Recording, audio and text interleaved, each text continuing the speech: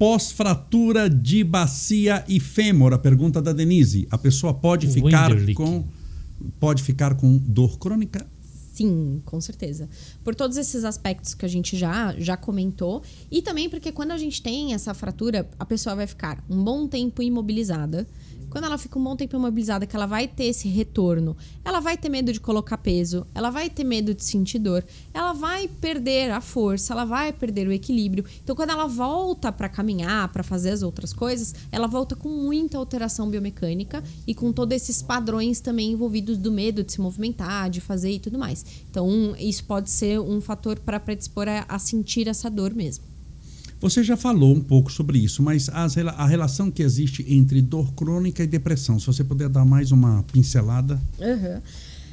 As mesmas áreas que controlam esse nosso quesito emocional é a mesma área que controla esse processamento da dor, tá? Então, imagina que se você tá com uma depressão, você tá mexendo numa área do cérebro que é a mesma que processa essa dor. Então, a chance de você ter essa associação de depressão e dor, ela vem disso, né? Dessas duas áreas serem as mesmas.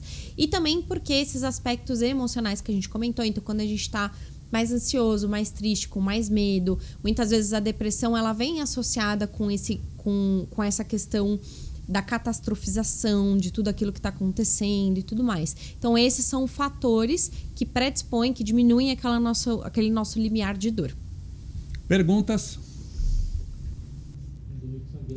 Posso só fazer um adendo? Claro, fala o que você quiser. Por exemplo, quando eu comentei que a gente tem aqueles medicamentos que são específicos para dor crônica, mesmo que a pessoa, esses remédios, eles são geralmente antidepressivos. Então, mesmo que a pessoa não tenha depressão, o remédio que a gente usa para tratar é um remédio que tem esse princípio de antidepressivo. Só para a gente ver essa associação. Vamos Pergunta lá. da Fórmula 1 Pub Brasil. Tá.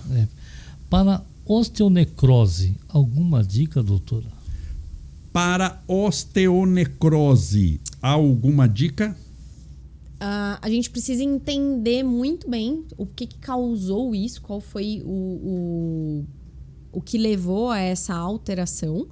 E aí também fazer toda essa correção biomecânica, porque vai influenciar muito. Quando a gente chega nesse ponto, com certeza todas as informações que a gente tem de propriocepção, eles mudam, eles alteram muito. Uma vez eu atendi um jovem que ele teve uma osteonecrose de quadril e já tinha resolvido, né? Ele já estava com o fêmur bem melhor, mas ele desenvolveu tanta alteração biomecânica em torno disso que ele ainda continuava com dor. Então, era uma dor que ela vinha tanto dessa região mais óssea, mais articular, mas também muscular. Então, todo o tratamento foi voltado para reabilitar.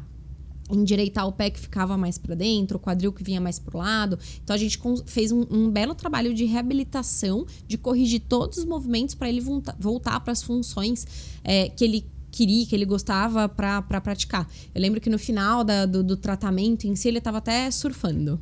Então, maravilha. A gente precisa ter esse olhar bem, bem específico.